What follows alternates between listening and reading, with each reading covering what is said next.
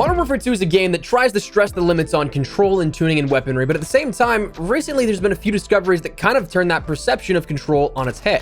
Today we're discussing one of those recent discoveries and how we may be able to recognize and perhaps overcome the issues facing it. As we go along, drop your thoughts below. What do you think about these changes to the fundamental recoil system? Do you think it's a positive? Do you think it's a negative? Whatever the case, drop your thoughts below. But if you enjoy the video, you'll find it at all insightful, do me a favor and drop a like on it. And if you're new to the channel, make sure you subscribe to stay updated with all things Modern Warfare 2, Warzone 2, and anything COD related.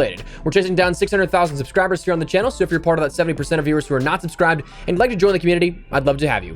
And finally, check out my friends over at GamerAdvange who have a massive site-wide discount going on for the holiday sales. Code Espresso, though, gets you an additional 10% off, bringing it to 35% off total, and even 40% in some cases today. But more on that in a bit. For now, let's talk about these changes to Modern Warfare 2's recoil systems. So a few years ago, back in Black Ops 4, we saw the introduction of a system called Predictive Recoil, a system introduced with the intent on giving skilled players the ability to truly master weapons, while also not punishing any players who may not be able to put that time in and truly learn a weapon like that and how it performs, but again, taking out some of that RNG nature. While you could go in and study individual recoil plots, a lot of it could also come down to feel, removing the randomness and the bob of weapons in gunfights. So both ends kind of benefited in that regard. The hardcore players could literally know exactly where each shot of the magazine would go in comparison to their standard initially aimed target and could compensate accordingly. But the more casual players could also get a feel of the pattern based on feel and not necessarily be impacted with random shot placement. Now that's been a standard to a degree in every single Call of Duty since, and we thought that was the case in Modern Warfare 2, but it turns out weapons in this game are a bit more complicated. We'll have another video detailing tuning, I think it's tomorrow, in which we go into this sort of topic of complication a little bit further, but there's a lot more than meets the eye here with recoil in this game. But for more simple discussion, the recoil patterns aren't exactly what they seem in Modern Warfare 2. So the discussion as of recently stemmed from Warzone Loadout. They're a great guide for on-demand loadout tools and tips. You can check the link in the description below if you want to check them out a little further, but they tweeted, "This is why long-range fights don't seem consistent in Warzone 2. Same gun, same attachments, same tuning with max recoil stabilization," and then has an image that showcases the inconsistencies to a degree. Now, of course, 3 of those 4 are relatively in line. There's only slight deviation, but the one, well, it just doesn't make any sense in regards to a predetermined recoil pattern because it goes the entire opposite direction than it should by comparison to the other 3.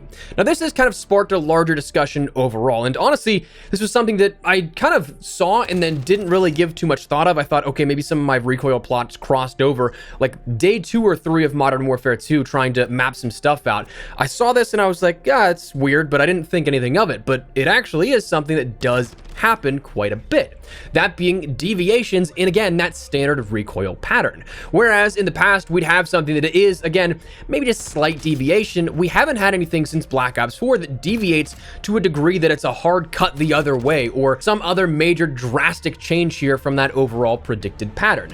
Now, in practical engagements, this is something that you can test out not only just in close quarters like in the firing range, but also at longer distances, where you'll also end up seeing the differences in how this affects your gunfights. In the firing range, just firing at the wall, it's very easy to illustrate this and track, with differences definitely being noticeable, but again, sometimes it's not necessarily spot on, sometimes it's not too deviated, it's just in that vicinity. Close quarters, you're going to see that impacted relatively a little bit less. In testing, you'll notice those clusters of points more tightly packed. Test 2, perhaps, of the 4 that we detailed on this is perhaps the most controlled of the 4, nearly just straight up, but not quite. Test 3 deviated to the degree of a smaller impact region vertically, but it went right instead of left, which is, again, similar to what Warzone Loadout depicted, a weird, quite literally hard right turn as opposed to what we're normally used to seeing. So you'll see that we do have these deviations in relatively easy to replicate fashion, but long-range engagements, that's where it's going to have the most implications on your gameplay overall.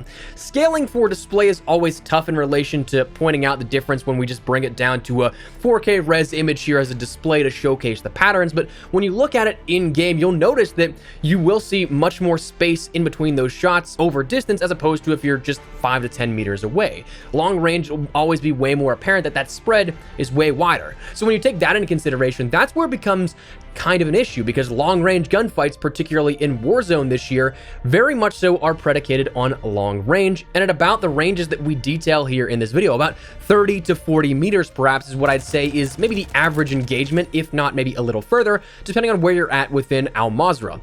Al Mazrah is a big map with a lot of open space. So if you're crossing a field, you're trying to push another building, you very well could be in that 30, 40, and up meter range. So you'll notice that these differences will affect your gunfights way more than just, say, in standard MP. So when we have those sort of hard cuts that take that predictive nature and then just throw everything we know about it out the window for a magazine, that's where it becomes problematic.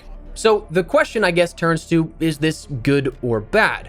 And again, I think this comes down to what type of player you are, honestly. If you're somebody that studies and masters the recoil, this is honestly awful because you can know what you're going to be doing to be accurate and then out of nowhere kind of get shafted by the game, just throwing a wrench into the system overall where you're doing everything that you should be but still getting punished in that regard. But if you're a player that doesn't know the patterns, it might be indiscernible since it's once every handful of magazines that pattern will pop up. Personally, I'm entirely in the camp of I'm not quite sure how I feel just yet about this. I know that's kind of like an on the fence type of thing, but realistically, I don't know that it's messed me up too much in regards to my gunfights.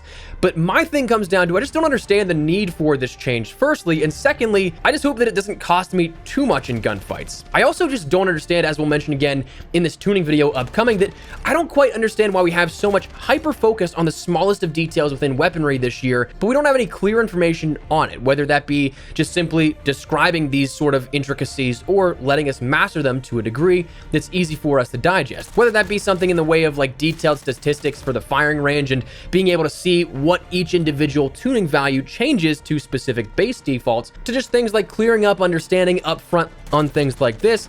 Just odd to a degree that it's kind of counterintuitive to build these massively complex, in a cool way, systems, but making it frustratingly complex at the same time by not giving us the tools to fully utilize or understand them at the very least. It's just kind of weird.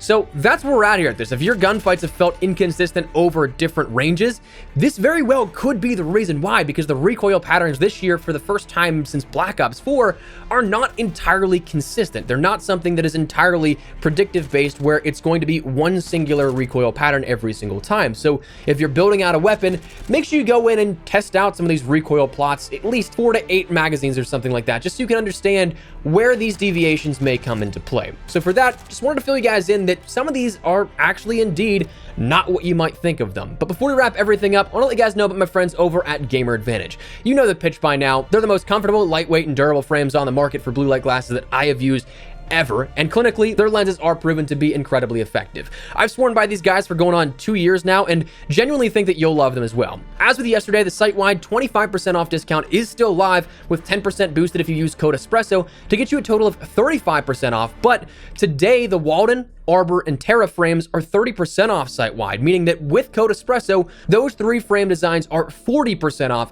Quite literally the best deal that we've seen all year on these. So if you guys want to check anything out, learn more, link in the description below where they'll break down the science of everything way better than I ever could. But if you want to pick something up, use code ESPRESSO to get yourself the best discounts of the entire year. If you want to pick something up for yourself, or maybe give a gift to a family member or friend that is working on a computer, gaming, or just on their phone for prolonged periods of time a day, now is truly the best time to do that. So if you guys are interested, links in the description below. But for now, that's what we're gonna call it. So let me know your thoughts down below. Are you guys liking some of these changes to add a little bit more random RNG into gunfights? Are you not necessarily so much? Whatever the case, feel free to let me know your thoughts. But if you enjoyed the video, you found it at all insightful, do me a favor and drop a like on it. If you're new to the channel, make sure you subscribe so you don't miss a single thing running all things Modern Warfare 2. But for now, thanks so much for watching. My name has been ESPRESSO. I'll see you guys later. Take care and peace.